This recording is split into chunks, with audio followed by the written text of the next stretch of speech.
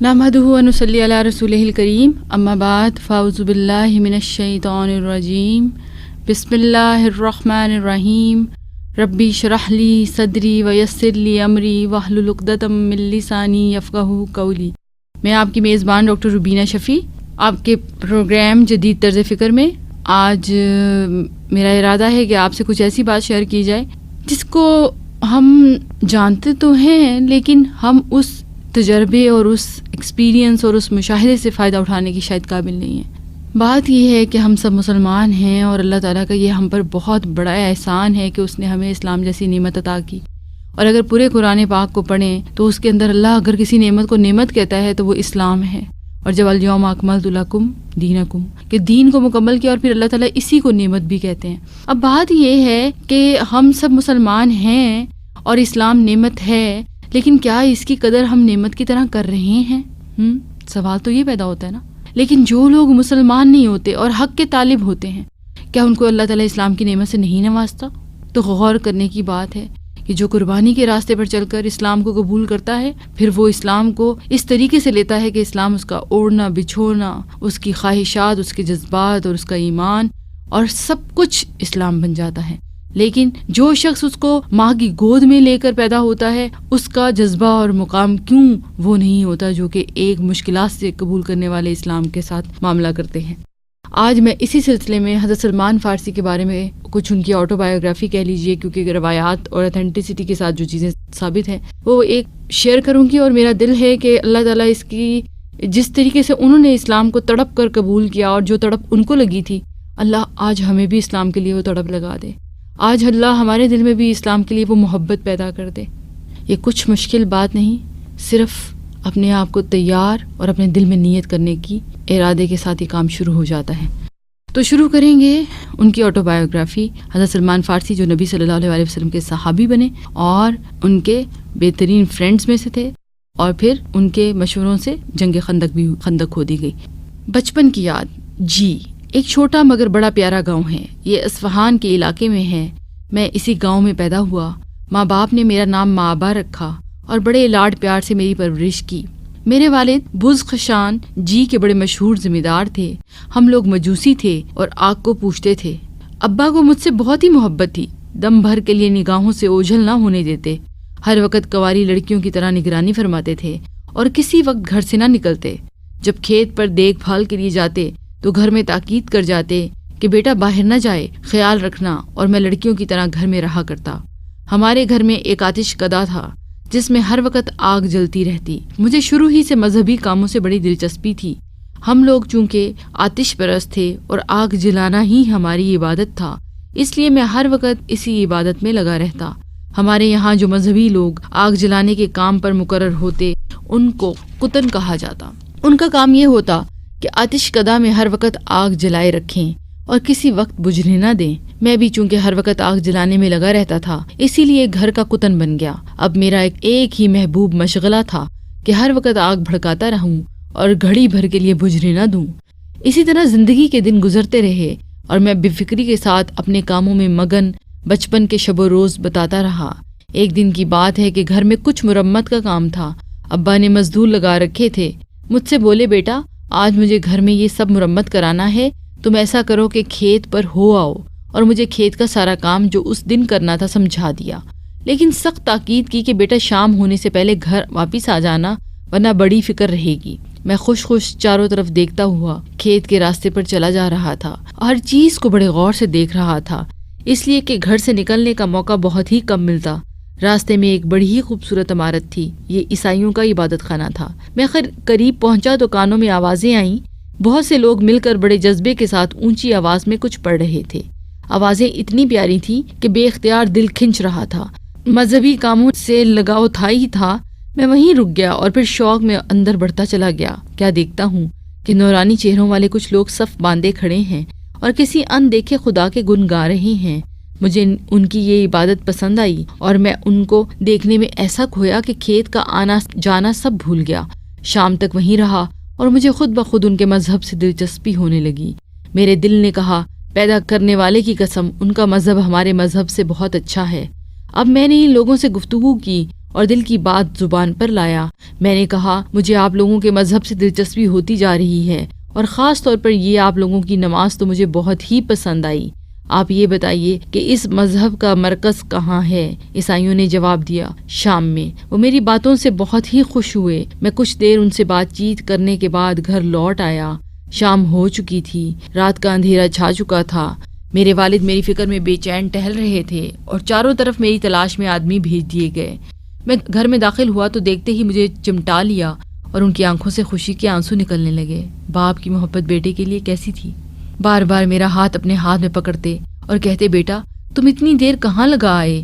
میں نے تم سے کہا تھا شام سے پہلے گھر آ جانا، اور تم نے اتنی دیر کر دی۔ تم نے سوچا نہیں کہ والد کو کتنی تکلیف ہوگی؟ تمہاری فکر میں گھر کا کام بھی نہ ہو سکا اور پریشانی الگ ہوئی۔ میں نے دیکھا کہ باپ کی آنکھوں میں پیار کے آنسو تھے۔ میں آج کسی اور ہی دھن میں تھا۔ بن دیکھے خدا کی عبادت کی آوازیں میرے کانوں میں گونج رہی تھیں۔ میں نے حق کے جوش میں ابا کو دن بھر کی رودات سنائی۔ ابا، کھیت کے راستے میں جو ایک خوبصورت سی عمارت ہے، میں اس کے پاس سے گزرا تو کچھ پڑھنے کی آوازیں سنائی دیں۔ میں رک گیا۔ آوازوں میں بڑی کشش تھی اور میں شوق میں اندر چلا گیا۔ عیسائی لوگ کھڑے ہوئے نماز پڑھ رہے تھے اور اس جذبے کے ساتھ اپنے خدا کی عبادت میں مشغول تھے کہ میرا دل بے اختیار کھنچنے لگا اور میں شوق میں ایسا کھویا کہ کھیت کا کام کاج سب بھول گیا، اور سورج ڈوبنے تک میں وہیں ان کی یہ عبادت دیکھتا رہا۔ ابا، یہ نورانی چہروں والے لوگ کچھ اس انداز سے اپنے اندیکھے خدا کے گن گا رہے تھے کہ میری روح جھوم اٹھی اور میرے دل نے گواہی دی کہ یہی سچا دین ہے اور عبادت کا یہی طریقہ بہترین طریقہ ہے۔ والد نے کہا، بیٹا مذہب تو بس وہی سچا ہے جو ہمارے باپ دادا کا مذہب ہے۔ ان کے مذہب میں کیا رکھا ہے؟ تم اپنے باپ دادا کے طریقے پر ہی خدا کی پوجا کرو۔ ہمارا مذہب ان عیسائیوں کے مذہب سے کہیں اچھا ہے، اور یہ ہمیشہ رہا ہے۔ آپ دیکھیں کہ ہر کوئی اپنے مذہب کو ٹھیک کہہ رہا ہوتا ہے نا۔ ہاں، میں نے بڑی سادگی اور جوش میں جواب دیا، نہیں ابا، ان عیسائیوں کا مذہب تو بہت ہی اچھا ہے، ایک خدا کی عبادت۔ والد کو کہا، عبادت کا یہی طریقہ صحیح ہے، اور یہ ہرگز صحیح نہیں کہ ہم اس کی عبادت میں کسی اور چیز کو شریک کریں۔ میں تو اب ہرگز آگ کی پوجا نہیں کروں گا، بس ایک ہی بن دیکھے خدا کے گن گاؤں گا اور اسی کی خوشی کے کام کروں گا۔ خدا کی قسم، عیسائیوں کا دین ہمارے دین سے بہتر ہے۔ میری یہ باتیں سن کر میرے والد کو بڑی فکر ہوئی کہ کہیں بچہ مذہب نہ بدل ڈالے اور عیسائی نہ ہو جائے۔ بھلا وہ کیسے برداشت کر سکتے تھے میں باپ دادا کا مذہب چھوڑ دوں؟ اب والد نے میری نگرانی شروع کر دی، میرے پاؤں میں بیڑیاں ڈلوا دیں کہ میں گرجے میں نہ جا سکوں۔ میں صبر و شکر کے ساتھ یہ قید و بند کے دن گزارتا رہا اور یہ سوچتا رہا کہ کسی طرح عیسائیوں کے پاس جاؤں۔ میں نے خاموشی کے ساتھ ایک ملازم کو اپنا رازدار بنا لیا اور اس کے ذریعے گرجے کے عیسائیوں کو یہ کہلوا دیا کہ جب شام سے تاجروں کا کوئی قافلہ آئے تو مجھے ضرور اطلاع کر دینا۔ کچھ ہی دن گزرے تھے کہ شام کے عیسائیوں کا ایک قافلہ اصفہان پہنچا۔ عیسائیوں نے خاموشی سے مجھے اطلاع کر دی۔ میں نے کہلوا دیا، جب یہ لوگ فارغ ہو کر شام کو واپس جانے لگے تو مجھے خبر کر دینا۔ قافلہ جب اپنے کاموں سے فارغ ہوا اور اس کی واپسی کا دن آیا تو عیسائیوں نے مجھے خبر کرائی۔ میں اپنی رہائی کے لیے پہلے ہی سے تدبیر سوچ چکا تھا اور سفر کی تیاری مکمل کر چکا تھا۔ میں نے اپنی بنائی ہوئی اسکیم کے مطابق خاموشی سے اپنی بیڑیاں کٹوائیں اور چپکے سے گھر سے نکل کر چھپتا چھپاتا قافلے والوں سے جا ملا۔ اب سارا قافلہ شام کی طرف جا رہا تھا۔ یہ حق کی خاطر میرا پہلا سفر تھا۔ میں اگرچہ اپنے محبوب گاؤں سے دور جا رہا تھا، ماں باپ کی محبت سے محروم ہو رہا تھا، گھر کی راحتوں کو چھوڑ رہا تھا، لیکن مجھے ذرا غم نہ تھا۔ ایک روحانی خوشی میرا دل بڑھا رہی تھی اور میں انتہائی مسرور اور مطمئن تھا۔ منزلوں پر منزلیں طے کرتے ہوئے کچھ ہی دنوں میں ہم لوگ شام کی سرزمین میں داخل ہوئے۔ یہاں پہنچتے ہی سب سے پہلے میں نے لوگوں سے یہ معلوم کیا کہ یہاں کا سب سے بڑا مذہبی پیشوا کون ہے۔ انہوں نے بتایا کہ فلاں گرجے میں جو بڑا پادری رہتا ہے وہی یہاں کا سب سے بڑا مذہبی پیشوا ہے۔ میں ہر فکر سے بے نیاز تیز چل رہا تھا کہ جلد سے جلد اس پادری کی خدمت میں پہنچوں۔ آخر وہ گرجا نظر آیا اور میں انتہائی شوق کے ساتھ اندر چلا گیا۔ کیا دیکھتا ہوں کہ ایک بزرگ فرش پر بیٹھے ہوئے ہیں اور کچھ لوگ ان کے پاس جمع ہیں۔ میں بھی سلام کر کے بیٹھ گیا اور میں نے بغیر کسی جھجک کے جذبے کے ساتھ کہنا شروع کیا، حضرت میں دور اصفہان کے علاقے سے آیا ہوں، مجھے آپ کا مذہب بہت پسند آیا، اسی کی خاطر میں آیا ہوں۔ میں چاہتا ہوں کہ آپ ہی کی خدمت میں رہوں، آپ سے دین سیکھوں اور ایک ہی خدا کی عبادت کر کے اپنی روح اور دل کو سکون بخشوں۔ پادری بہت ہی خوش ہوا اور خوشی خوشی گرجے میں رہنے کی اجازت دے دی۔ اب میں اطمینان کے ساتھ گرجے میں رہنے لگا، شب و روز اپنے خدا کی عبادت کرتا، پادری کی خدمت کرتا۔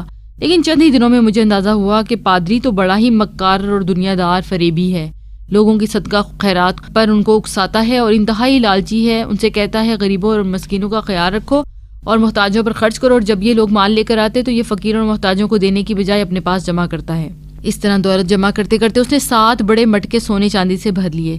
اس مکار کی یہ حرکتیں دیکھ کر میں کڑتا، میرا دل اس سے نفرت کرتا، مگر میں نے اس کی وجہ سے خدا کی عبادت میں کوئی کمی نہیں کی۔ کیوں کرتا؟ میں نے تو اپنے پیارے خدا کی عبادت کے لیے عیسائی مذہب قبول کیا تھا، پادری کی خاطر تو نہیں قبول کیا۔ اور آج ہم اگر کوئی شاعر اللہ کے ساتھ اللہ کی کوئی نافرمانی ہلکی سی بھی کرے تو ہم سب سے پہلے اللہ کو چھوڑ دیتے ہیں کہ میں اس سے تو بہتر ہوں، میں اس سے تو بہتر ہوں۔ اور آپ دیکھیے، ایک مجوسی نوجوان تھا اور عیسائی مذہب کو قبول کیا، لیکن پادری کے اتنے غلط رویے کے باوجود اس مذہب کی قدر اور اللہ کی قدر و قیمت میں کوئی کمی نہیں ہوئی۔ اور ہم چھوٹی چھوٹی بات پر کہتے ہیں کہ فلاں داڑھی والا، فلاں ابائے والی تو یہ کرتی ہے، ہم یہ تو نہیں کرتے، ہم اللہ سے دور ہو جاتے ہیں اور یہ بات کہہ کر۔ تو یہ ساری کمپیریزنز کر کے زندگی کو ذرا سا اینالائز کیجئے کہ ہماری زندگی کا مقصد کیا ہے۔ یہ اگر بد عمل ہے اور دین کے نام پر دنیا کما رہا ہے تو اپنے کی سزا پائے گا۔ مجھے تو اپنے خدا کو خوش کرنا ہے اور اس کی مرضی کے کام کرنے ہیں۔ دن اسی طرح گزرتے رہے، میرے دل میں اس مکار کی طرف سے نفرت بڑھتی رہی۔ آخر اس کی زندگی کے دن پورے ہوئے اور یہ مر گیا۔ شہر میں اس کی موت کی خبر پھیلتے ہی کوہرام مچ گیا اور دور دور سے عیسائی اس کا سوگ منانے اور تجہیز و تکفین کے لیے گرجا گھر میں جمع ہونا شروع ہوئے۔ لوگوں کے چہرے آج غم سے مرجھائے ہوئے تھے اور ہر ایک اپنے دینی پیشوا کی موت پر افسوس کر رہا تھا، لیکن میرا حال بالکل ہی دوسرا تھا۔ کیسا غم اور کیسا افسوس! میں تو لوگوں کی حالت دیکھ کر غصے سے بے قابو ہو رہا تھا اور سوچ رہا تھا کہ کس طرح ان سادہ لوگوں کو بتاؤں کہ تمہارا یہ غم گناہ ہے۔ آخر مجھ سے رہا نہ گیا اور میں نے لوگوں سے کہا، یہ آپ لوگ کس کا جنازہ پڑھنے آئے ہیں؟ یہ شخص جنازہ پڑھنے کے قابل نہیں، مکار، فریبی، دغاباز، یہ تو دین کے پردے میں شیطان ہے، دین کے نام پر دنیا سمیٹ رہا ہے، لوگوں کو صدقہ اور خیرات پر ابھارتا، محتاجوں اور فقیروں کو حق یاد دلاتا، اور جب لوگ خیرات کا مال لے کر آتے تو غریبوں میں تقسیم کرنے کی بجائے اپنے مٹکوں میں بھر لیتا۔ غصے میں نہ جانے میں نے کیا کیا کہہ ڈالا۔ لوگ چپ چاپ میری باتیں سنتے رہے، حیرت سے بت بنے کھڑے رہے۔ کچھ لوگ جو اندھے معتقد تھے میری ان باتوں پر غصہ ہوئے، لیکن چونکہ میں بھی عرصے سے گرجے میں رہتا تھا، لوگ مجھے بھی مذہبی پیشوا ہی سمجھتے تھے، اس لیے کسی کی یہ ہمت نہ ہوئی کہ میری باتوں کو جھٹلائے۔ لوگ مجھ سے پوچھنے لگے، آپ کو کیسے معلوم ہوا؟ اس کا ثبوت دیجیے۔ میں نے کہا، آپ لوگ میرے ساتھ اندر آئیں، میں آپ کو اس لالچی کا جمع کیا ہوا خزانہ دکھاتا ہوں۔ 2-4 نہیں، پورے 7 مٹکے سونے اور چاندی کے بھرے تھے۔ لوگ میرے ساتھ ہو لیے، اندر جا کر دیکھا تو واقعی 7 بڑے بڑے مٹکے سونے اور چاندی سے لبالب بھرے تھے۔ یہ دیکھ کر لوگ غصے سے دانت پیسنے لگے اور کہنے لگے، ہم تو ہرگز اس لالچی مکار کی نماز جنازہ نہیں ادا کریں گے۔ اور پھر انہوں نے اس کی لاش پر پتھر برسائے۔ لوگوں کی آنکھیں کھلی اور اپنے مذہبی پیشواؤں کی اندھی عقیدت میں مبتلا رہنے کے بجائے ان پر نگاہ رکھیں، یہ سوچ میں آیا۔ اب گرجا گھر میں ایک نئے پادری کا تقرر ہوا۔ بڑے عزت اور اکرام کے ساتھ یہ تقریب منائی گئی۔ نئے پادری بڑے ہی نیک اور خدا رسیدہ تھے، شب و روز خدائے واحد کی عبادت میں لگے رہتے، ہر کام نہایت پابندی سے کرتے۔ میں نے آج تک ایسا نیک سیرت انسان نہیں دیکھا تھا۔ میں ان کی زندگی سے بہت متاثر ہوا اور میرے دل میں ان کی محبت بڑھتی چلی گئی۔ اب میں دن رات ان کے ساتھ رہتا، دل اور جان سے ان کی خدمت کرتا اور ان سے دین سیکھتا۔ افسوس کہ ان کی رفاقت مجھے تھوڑے دن میسر آئی اور ان کا بھی وقت پورا ہو گیا۔ جب مجھے احساس ہوا کہ یہ چند گھنٹوں کے مہمان ہیں تو میں انتہائی عاجزی کے ساتھ ان کے پاس بیٹھا اور کہا، حضرت، آپ کی صحبت میں یہ بڑے دن بڑے ہی اچھے گزر رہے تھے، مگر بہرحال زندگی فانی ہے، باری باری سب کو جانا ہے۔ آپ جانتے ہی ہیں کہ مجھے آپ سے کتنی محبت ہے، صرف اس لیے کہ آپ نے مجھے دین سکھایا۔ اب یہ فرمائیے کہ آپ کے بعد میں کس کے پاس جاؤں اور کہاں جا کر خدا کے دین کا علم حاصل کروں؟ دیکھیں کیسی تڑپ تھی۔ عیسائیت قبول کر کے فارغ نہیں ہو گئے کلمہ پڑھ کے، دین سیکھنے کا علم، اس کا شوق، اور پھر تڑپ اور پھر سفر۔ آج ہم لوگ مسلمان ہیں، یہ کلمہ پڑھ کر ہم مطمئن ہو گئے، حالانکہ ایک خدا کا بندہ کبھی ٹک کر نہیں بیٹھتا۔ اس کی زندگی جہاد کی زندگی ہوتی ہے، سفر کی زندگی ہوتی ہے، کوشش کی زندگی ہوتی ہے۔ اور سفر کون سا سفر؟ اپنے رب کی قربت کا سفر۔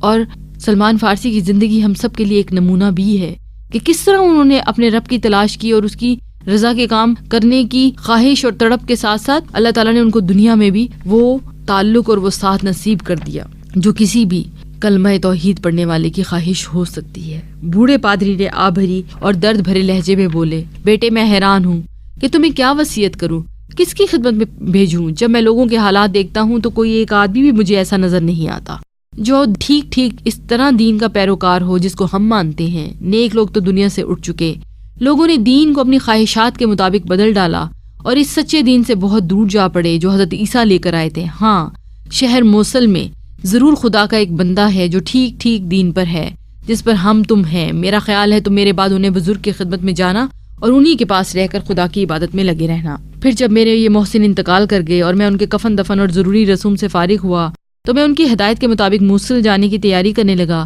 چند ہی دنوں میں موصل کی سرزمین میں داخل ہوا. یہاں پہنچ کر میں نے ان بزرگ کا پتہ کیا جن کے پاس جانے کی ہدایت مجھے شام کے پادری نے کی. تھوڑی دیر کی تلاش اور جستجو کے بعد میں ان کی خدمت میں پہنچ گیا اور میں نے ان کو نہایت ادب کے ساتھ اپنی پوری کہانی سنائی. اور جب میں نے ان سے کہا کہ شام کے فلاں پادری نے مجھے وصیت کی تھی کہ ان کے بعد میں آپ کی خدمت میں پہنچوں تو ان کی آنکھوں میں آنسو آ گئے. موصل کے یہ بزرگ بڑی ہی شفقت سے میری پرورش کرنے لگے. میں اطمینان کے ساتھ ان کی صحبت سے پورا فائدہ اٹھانے لگا اور یکسوئی کے ساتھ خدا کی عبادت کرنے لگا. یہ بھی شام کے پادری کی طرح نیک، خدا رسیدہ اور بے لوث آدمی تھے. مجھے ان کی خدمت میں رہ کر بڑا سکون تھا، مگر خدا کا کرنا کہ جلد ہی ان کی مہلت عمل بھی ختم ہو گئی. جب ان کی حالت زیادہ خراب ہوئی اور مجھے محسوس ہوا کہ اب یہ ان کا آخری وقت ہے تو میں بھیگی ہوئی آنکھوں کے ساتھ ان کے پاس جا بیٹھا.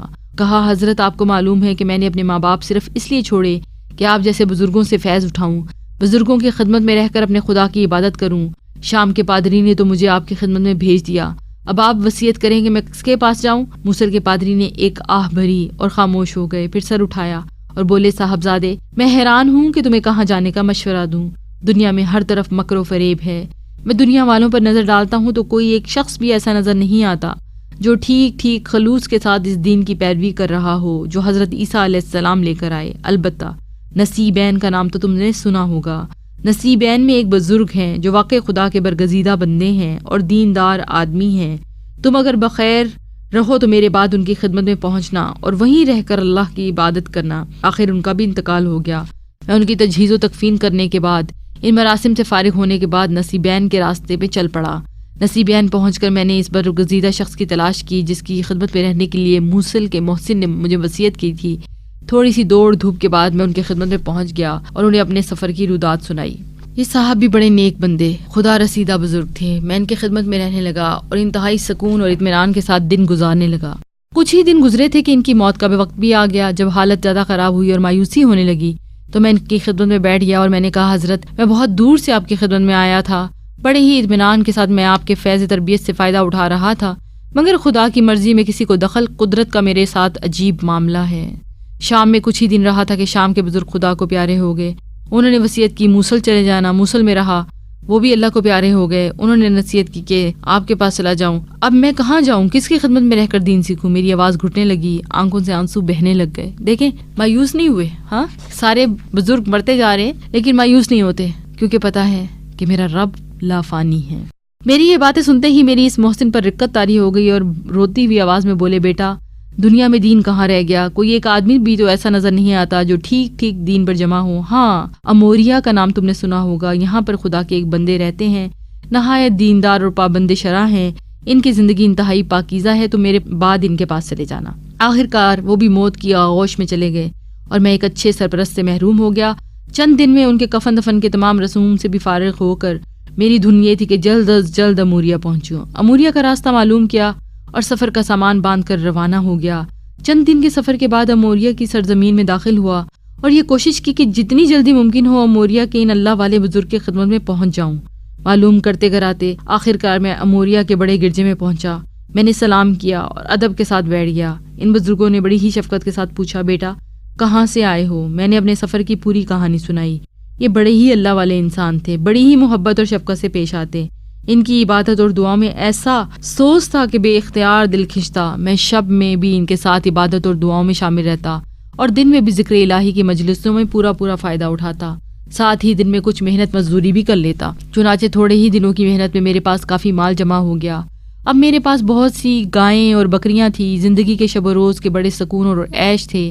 اس بوڑھے پادری کے لیے بھی خدا کا فیصلہ آ گیا. اب پھر مجھے فکر ہوئی. میں نے اپنی پریشانی کا ذکر کیا. حضرت آپ کو تو سب معلوم ہے میں نے کہاں کہاں کی ٹھوکریں کھائیں، کیا کیا پریشانیاں اٹھائیں. آپ کی خدمت میں پہنچا. اب آپ بھی مجھے چھوڑ کر رخصت ہو رہے ہیں. اب میں کہاں جاؤں؟ میری آواز میں بڑی حسرت اور مایوسی تھی. بوڑھا پادری بڑے غور سے میری باتیں سنتا رہا، پھر نہایت اور محبت اور درد سے بولا میرے عزیز خدا کی قسم اب دنیا میں کوئی ایک آدمی نہیں جو عیسیٰ علیہ السلام کے دین کا سچا پیروکار ہو.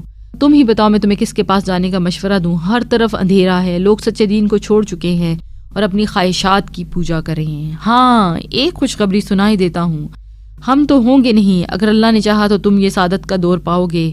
خدا کے آخری رسول کی بعثت کا زمانہ بالکل قریب ہے، آپ عرب کی سرزمین میں پیدا ہوں گے، حضرت ابراہیم نے دین کی پیروی کریں گے، کچھ دن اپنے شہر میں قیام کر کے لوگوں کو دین کی تعلیم دیں گے، خدا کے بندوں کو کفر و شرک کی ناپاکیوں سے نکالنے کی کوشش کریں گے، لیکن شہر کے بد نصیب ان کو طرح طرح سے ستائیں گے، آخر کار وہ وہاں سے نکل جائیں گے۔ پھر آپ ایک ایسے شہر کی طرف ہجرت کریں گے جو دو سیاہ پہاڑوں کے درمیان ہوگا، ان دو پہاڑوں کے درمیان کھجور کے باغات ہیں، ان کی کچھ کھلی کھلی نشانیاں ہیں، تمہیں بتائے دیتا ہوں، خدا تمہیں ان کے دیدار سے مشرف کرے۔ اور بڑے میاں لمحہ بھر کے لیے خاموش ہو گئے، ان کی آنکھوں سے آنسو ٹپ ٹپ گر رہے تھے، پھر جوش سے بولے، میرے عزیز نبی عربی صلی اللہ علیہ وآلہ وسلم کی 3 نشانیاں ضرور یاد رکھنا، یہ صدقے کا مال نہیں کھائیں گے، یہ تحفے کا مال خوشی خوشی قبول کریں گے، ان کے دونوں موڑوں کے درمیان میں نبوت کی مہر ہوگی۔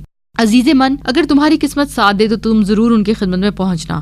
بوڑھے محسن کی آنکھوں میں شوق کی ایک دلکش چمک تھی، میں محبت اور عقیدت سے ان کے چہرے پر نگاہیں جمائے تھا کہ ان کی روح پرواز کر گئی، میری آنکھوں سے گرم گرم آنسو نکلنے لگے اور ان کے آخری الفاظ برابر میرے کانوں میں گونجتے رہے، عزیز من، اگر تمہاری قسمت ساتھ دے تو تم ضرور ان کی خدمت میں پہنچنا۔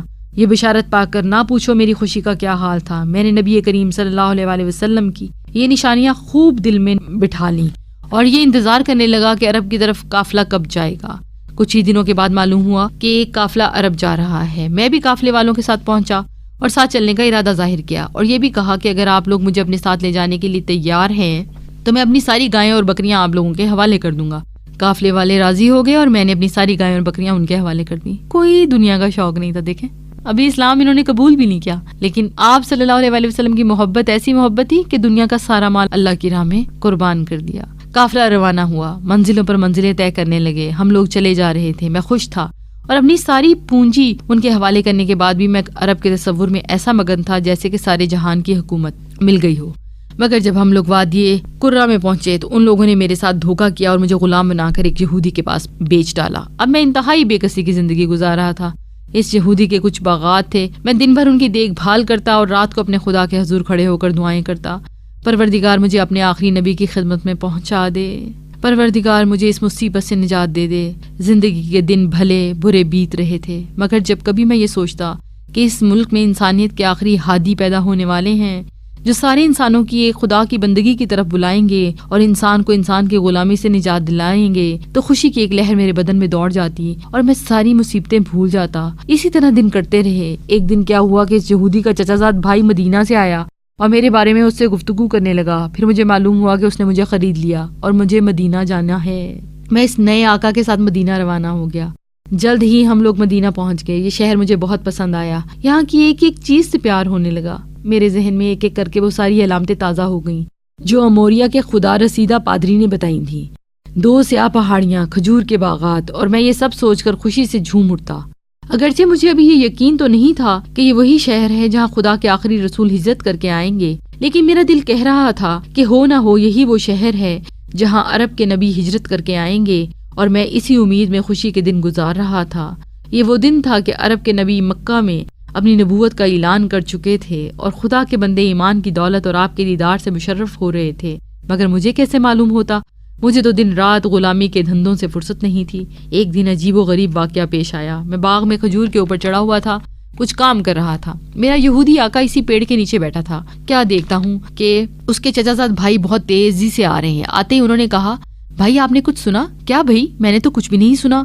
ارے آپ نے بنی کیلا والوں کے بارے میں سنا؟ خدا ان کو سمجھے، قباء میں مکہ کا ایک مسافر آ کر ٹھہرا ہے، کچھ آدمی بھی اس کے ساتھ ہیں۔ کیا خبر کون ہے؟ کہتا ہے کہ میں خدا کا رسول ہوں، میرے پاس آسمان سے وحی آتی ہے اور نہ جانے کیا کیا۔ یہ بنی کیلا والے نادان بڑی ہی عقیدت سے اسے گھیرے ہوئے ہیں۔ یہ سنتے ہی میرے بدن میں سنسنی پھیل گئی اور میرا پورا بدن کانپنے لگا اور ایسا محسوس ہوا کہ گویا مجھے لرزہ آ گیا۔ اپنی حالت دیکھ کر میں تو یہ سمجھا کہ بس اب میں اپنے یہودی آقا کے سر پر دھڑام سے گر جاؤں گا۔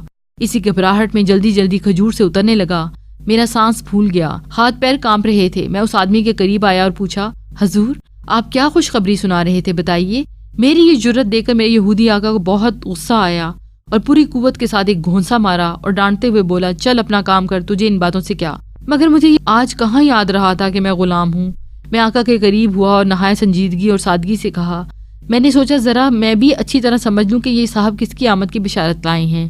بات ختم ہو گئی اور میں اپنے کام میں لگ گیا۔ اب گھڑیاں گن گن کر وقت گزرتا رہا، باقی کام سے فرصت ملتی تو کچھ ہوتا۔ شام ہوتے ہی میں نے اپنے کام چھوڑے اور کچھ کھانے پینے کی چیزیں لے کر تیز تیز قدم اٹھاتا ہوا قبا کی طرف چلا۔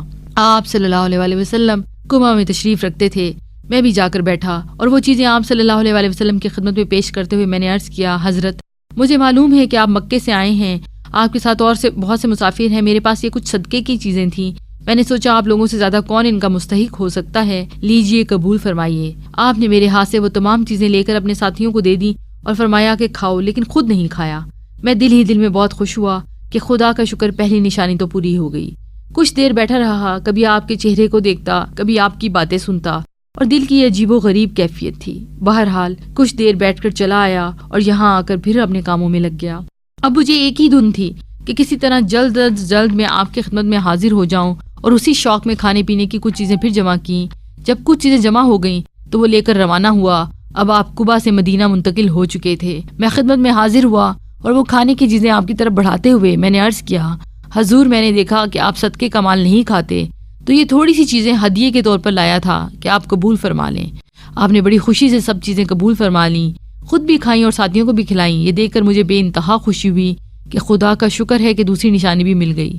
تیسری بار آپ کی خدمت میں اس وقت پہنچا جب آپ بقیع الغرقد میں کسی ساتھی کے جنازے میں شریک تھے۔ آپ امامہ باندھے ہوئے اپنے ساتھیوں کے درمیان بیٹھے تھے۔ میں نے آگے بڑھ کر سلام کیا اور بیٹھنے کی بجائے آپ کے ادھر ادھر گھومتا رہا کہ کسی طرح آپ کی پیٹھ پر نظر پڑ جائے اور مہر نبوت دے کر آنکھیں ٹھنڈی کروں اور دل کی مراد پاؤں۔ نبی عربی صلی اللہ علیہ وسلم سمجھ گئے کہ میں کس غرض سے یہ چکر لگا رہا ہوں۔ آپ نے دھیرے سے اپنی چادر شانوں سے نیچے کر دی۔ میں تو منتظر تھا ہی، مہر نبوت پر میری نظر پڑی اور میں بے اختیار اس پر جھک گیا۔ میری آنکھوں سے آنسو جاری ہو گئے۔ میں شوق میں مہر نبوت کو چومتا رہا اور آنکھوں سے آنسو بہتے رہے۔ حضور صلی اللہ علیہ وسلم اس منظر کو کچھ دیر دیکھتے رہے، پھر بڑی محبت سے فرمایا، آؤ ادھر آؤ، اور میں سامنے آ کر دو زانوں بیٹھ گیا اور میں نے حضور صلی اللہ علیہ وسلم کو اپنے دلچسپ سفر کی یہ پوری داستان سنائی اور خدا کا شکر ادا کیا کہ اس نے ایمان اور اسلام کی دولت سے مجھے مالا مال کیا۔ اب مجھے ایک ہی فکر تھی کہ کسی طرح اس یہودی کی غلامی سے آزاد ہو جاؤں اور آزادی کے ساتھ اپنے پروردگار کی غلامی کروں۔ نبی کریم صلی اللہ علیہ وسلم نے مشورہ دیا کہ تم اس یہودی سے معاملہ طے کر کے۔ میں نے یہودی سے کہا کہ وہ تیار ہو گیا۔ معاملہ کیسے طے ہوا کہ میں اس یہودی کو 40 اوقیہ سونا دوں گا اور 300 پودے کھجور کے لگا دوں گا۔ جب ان کھجوروں میں پھل آ جائیں تو میں آزاد ہوں گا۔ میرے اسلامی بھائیوں نے جب سنا تو رقم کا بھی انتظام کر دیا اور پودوں کا بھی، اور عربی رسول صلی اللہ علیہ وسلم نے اپنے مبارک ہاتھوں سے یہ پودے لگا دیے۔ خدا کا کرنا کہ اسی سال اس میں پھل آ گئے اور پیارے رسول صلی اللہ علیہ وسلم نے اس یہودی کو وہ رقم دے کر مجھے آزاد کرا دیا۔ اب میں ہر وقت نبی کریم صلی اللہ علیہ وسلم کی صحبت میں رہتا، آپ صلی اللہ علیہ وسلم کے دیدار سے اپنی آنکھیں روشن کرتا۔ ایک مرتبہ انصار اور مہاجرین میں بڑی پیاری جنگ ہوئی۔ مہاجرین کہنے لگے سلمان مہاجر ہیں اور ہمارے آدمی ہیں۔ انصار کہنے لگے کہ یہ مدینہ میں رہتے تھے، ہمارے آدمی ہیں۔ پیارے رسول صلی اللہ علیہ وسلم نے فرمایا سلمان تو ہمارے گھرانے کے آدمی ہیں، اور میں سمجھتا ہوں کہ میں دین اسلام کا بیٹا سلمان ابن اسلام ہوں۔ یہ تھے سلمان فارسی۔ آپ دیکھیے کس کی صحبت نصیب ہوئی۔ کیا وہ تڑپ، کیا وہ سفر، کیا وہ مشکلات کو برداشت کرنا ضائع گیا؟ نہیں۔ جو شخص بھی سچی نیت اور خلوص کے ساتھ اپنے رب کا قرب پانا چاہتا ہے، اللہ اس کو وہ قرب ضرور عطا کرتا ہے، اور اس کے ساتھ ساتھ اس کو دنیا بھی ملتی ہے اور آخرت بھی۔ اللہ ہمیں توفیق عطا فرما دے کہ ہم بھی سلمان فارسی کی طرح اس دین کے علم کو سیکھنے کا شوق اور اللہ کی قربت کو پانے کا شوق اپنے اندر پالیں۔ اللہ ہم سب کی اس خواہش کو قبول کر لے۔ سبحانک اللہم و بحمدک نشہد ان لا الہ الا انت نستغفرک و نتوب الیک۔ السلام علیکم ورحمۃ اللہ وبرکاتہ۔